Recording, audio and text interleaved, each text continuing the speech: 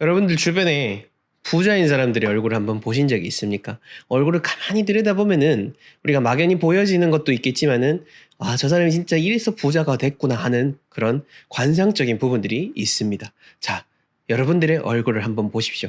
내가 정말 부자가 될 상인지를 한번 알아보시면 좋을 것 같은데요.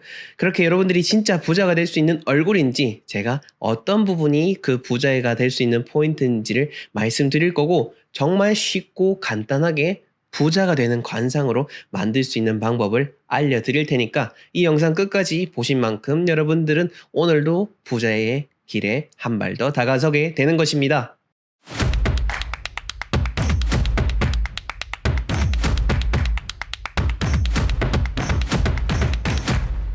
부자가 모여 사는 멋진 공간에 오신 것을 환영합니다. 저는 풍수 큐레이터 멋지동입니다. 지난 시간에 제가 관상과 관련된 것을 한번 말씀을 드렸는데 정말 많은 분들께서 또 봐주셔가지고 더 도움이 되시라는 차원에서 오늘도 중요한 내용들을 가지고 관상에 대해서 말씀을 드리려고 합니다. 제가 뭐 관상을 전문으로 하는 사람은 아니지만은 풍수를 전문으로 하고 있지만은 풍수에서도요. 그 묘자리를 잡는 중요한 이론 중에 하나가 바로 혈장오학이라는 게 있습니다. 그 혈장오학은 얼굴을 비유해가지고 묘자리를 잡는 겁니다. 그처럼 우리의 선조들은 얼굴과 자연과 관련된 모든 것을 이어서 그렇게 현명한 지혜를 펼치셨는데요. 그 내용들을 제가 본격적으로 말씀드리려고 합니다.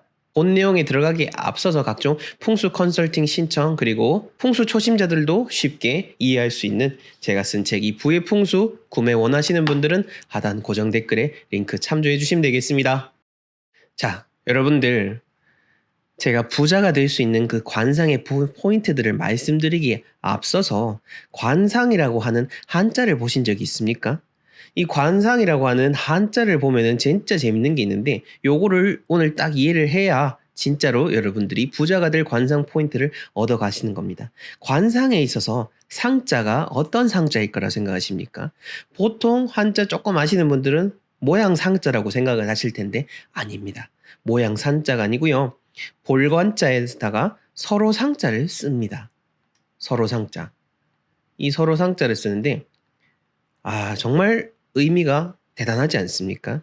이 한자 단어 안에도 다 그 수많은 그 우리보다 앞서 나간 사람들의 지혜가 담겨 있습니다.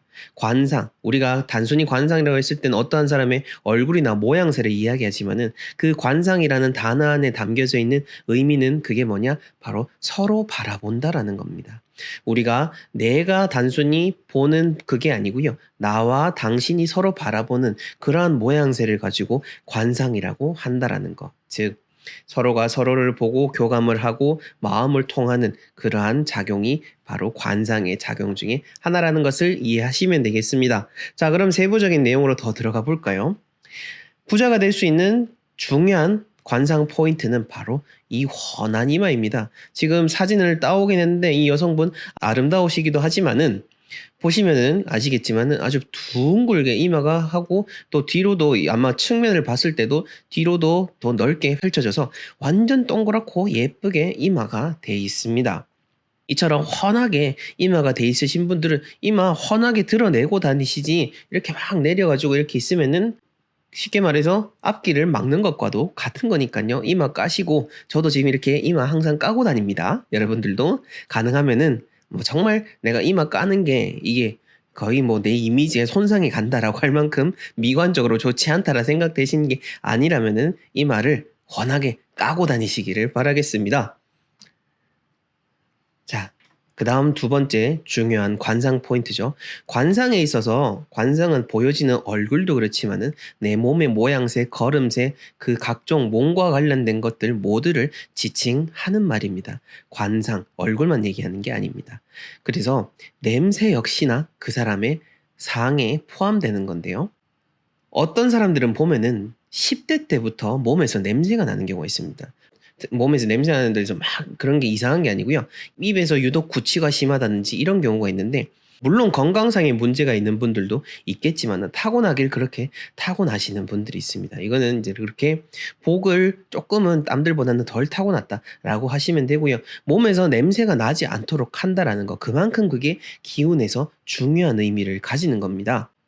처음부터 타고났을 때 몸에서 냄새 나는 사람, 그리고 우리가 살다 보면은 이제 나이가 들면서 점차적으로 입냄새도 나고 이제 몸에서 냄새도 나고 나이가 들수록 점점 더 심해지잖아요. 물론 몸도 기계다 보니까 낡고 그렇게 냄새가 나는 건 당연하지만은 그래도 관리는 할 수 있다. 나는 냄새를 덜 나게 할 수가 있다라는 것이죠. 관상한데 자꾸 냄새라고 해서 이상하게 생각하지 마시고요. 냄새도 그만큼 우리가 보여지는 기운에 큰 작용을 한다라는 것을 기억하시면 되겠습니다. 이렇게 순백의 아이처럼 깨끗할 때 나는 그런 아기에서 나는 그런 냄새를 나게 할 수는 없겠지만은 그래도 깨끗하게 잘 씻고 내 몸과 마음을 깨끗하게 해야 되는 그 포인트를 여러분들이 기억하시면 좋을 것 같습니다. 자, 네 번째, 관상에서 아주 중요한 것 중에 하나죠. 바로 이 치아입니다. 이 여성분은 아주 치열이 고르게 잘 되어 있는데 치과를 가서 그런지 모르겠습니다만은 고르게 잘 되어 있습니다. 관상학에서 보면은 이 치아의 개수를 가지고 사람의 격을 나뉩니다. 왕이 되는 이빨은 치아 개수가 제가 지금 정확히는 기억이 안 납니다만은 일반인들보다 훨씬 더 치아가 많고 그렇게 그 사람의 격을 나누는 중요한 포인트가 되는데, 여기에서 우리가 착안해야 될 거는 뭐냐? 바로 치아를 잘 관리해야 된다라는 점을 생각을 하시면 되겠습니다.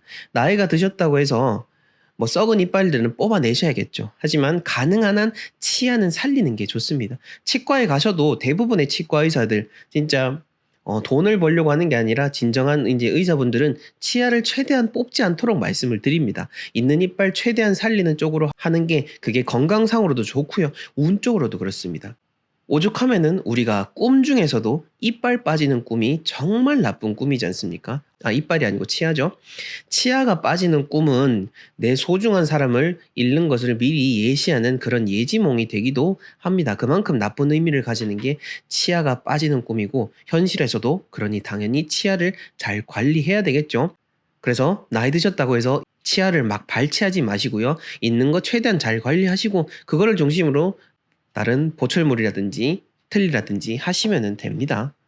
자, 다섯 번째로 지난 영상에서 그럼 이중턱은요? 라고 여쭤보시는 분이 계셔가지고 그래서 이번 영상을 통해서 준비를 했습니다. 자, 이중턱 여러분들 보시면 어떻습니까? 이렇게 말씀드리면 좀 그렇지만은 미관상으로는 막 그렇게 아름다운 것은 아닙니다. 하지만은 그 옛날 동화 중에서도 혹부르 영감이라고 하는 게 있죠. 혹부르 영감이 막 이렇게 지금 이렇게 막 이렇게 달린 게 아니고요. 밑에 이중턱이 이렇게 막 이렇게 달려 있는 그런 걸 말하는데, 관상적으로 봤을 때 이중턱은요, 재산을 의미합니다. 부와 재산을 의미하고 그 중에서도 부동산과 관련된 것을 의미하는 좋은 의미입니다. 그러니 내가 혹시나 턱이 이중턱이라고 해서 보기 싫다라고 여기지 마시고요.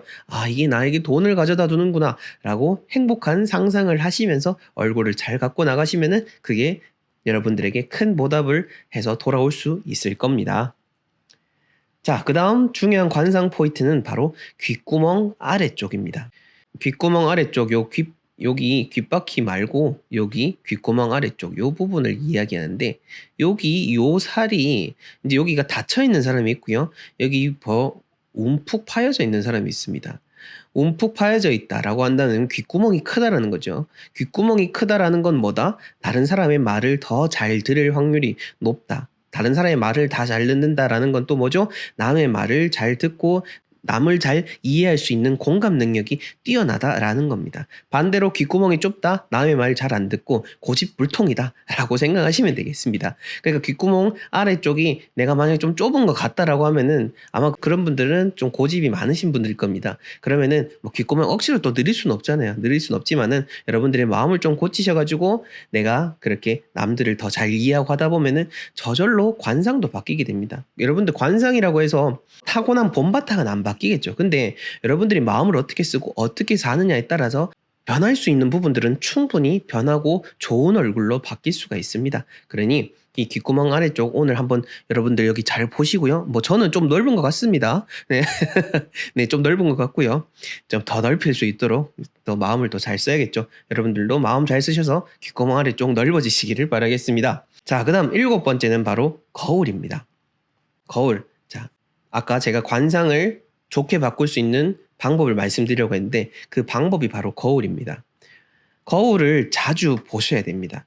이게 생각보다 일하시거나 뭐 바쁘게 움직이시다 보면 거울 잘 못 보시는데요. 책상에서도 남자분들, 여자분들 상관없이 책상에 거울 항상 놔두시고 내 표정이 지금 어떠한지를 주로 살피시면 좋습니다. 왜냐면은 얼굴에서는 또 내 감정과 내가 그때그때 내가 캐치해내지 못하는, 제가 예를 들어서 내가 기분이 나쁠 때 내가 어떤 표정을 짓는지 보통은 잘 모릅니다. 왜냐? 우리가 거울 보고 기분 나빠하진 않기 때문이죠. 하지만 거울을 상시 놓고 있다 보면은 뭐 전화를 받다가도 언뜻 내 얼굴 봤을 때 내 얼굴 보고 막 깜짝 놀라고 막 이럴 수도 있을 겁니다. 그러니까 거울을 항시 놔두시고 정말 보기 싫은 표정을 내가 짓는구나라고 생각을 하시면서 바꿔갈 수 있기 때문에 별거 아닌 것 같지만은 거울 보시면서 여러분들이 내가 어떠한지를 통찰하는 능력 정말 중요하다고 볼 수 있는 겁니다. 자, 그다음 두 번째로 관상을 바꿀 수 있는 중요한 정말 쉬운 방법은 바로 근목자흑이죠. 여러분들 옆에 관상이 좋은 사람이 있으면 되는 겁니다. 관상이 좋다라는 건 뭐죠? 인상이 좋고 선한 인상, 그리고 같이 있으면 마음이 편안한 사람, 그런 사람들을 옆에 두면 되는 겁니다. 거울 효과라고 하죠. 옆에 계속 짜증내고 막 신경질 내는 사람이 있으면은 나도 자연스럽게 마음이 찌그러지게 되고 얼굴도 찌그러지게 됩니다. 여러분들 카페에 앉아 있을 때 한번 보십시오. 양옆 테이블에서 계속 나쁜 얘기 하잖아요. 그러면 내 스스로도 얼굴이 찌그러지고요. 양옆 테이블에서 막 행복한 이야기, 즐거운 이야기 하면은 나도 웃고 행복하게 됩니다. 그러니 여러분들의 관상을 좋게 하고 싶다라고 한다면은 주변에 관상이 좋은 사람들, 인상이 좋은 사람들을 옆에 많이 두시면 되겠습니다. 자, 오늘 이렇게 관상과 관련된 이야기를 또 여러분들과 함께 나누어 봤는데요. 어떻습니까? 제가 아까 앞에서 거울이라고 말씀드렸는데 우리가 진짜 중요하게 생각해야 되는 것은 바로 마음의 거울입니다. 내 마음이 어떠한지를 거울을 통해서 봐야 되는데, 얼굴은 거울을 통해서 볼 수 있겠지만은 마음은 거울이 비출 수가 없잖아요. 그럼 어떻게 본다? 바로 여러분들의 얼굴을 보는 겁니다. 여러분들 마음의 거울이 바로 얼굴이니까요. 그러니 내 얼굴 환하게 밝히셔가지고 마음도 활짝 펼치시고 수많은 돈을 끌어모을 수 있도록 행복하고 풍족하고 여유로운 사람이 되시기를 바라겠습니다. 네, 오늘 준비한 영상은 여기까지고요. 여러분들이 소중한 시간을 내어주셔서 봐주신 조회수 수익은 어려운 분들을 위해서 나누고 있다는 점 말씀드리면서 영상 마무리하도록 하겠습니다. 시청해주셔서 감사합니다.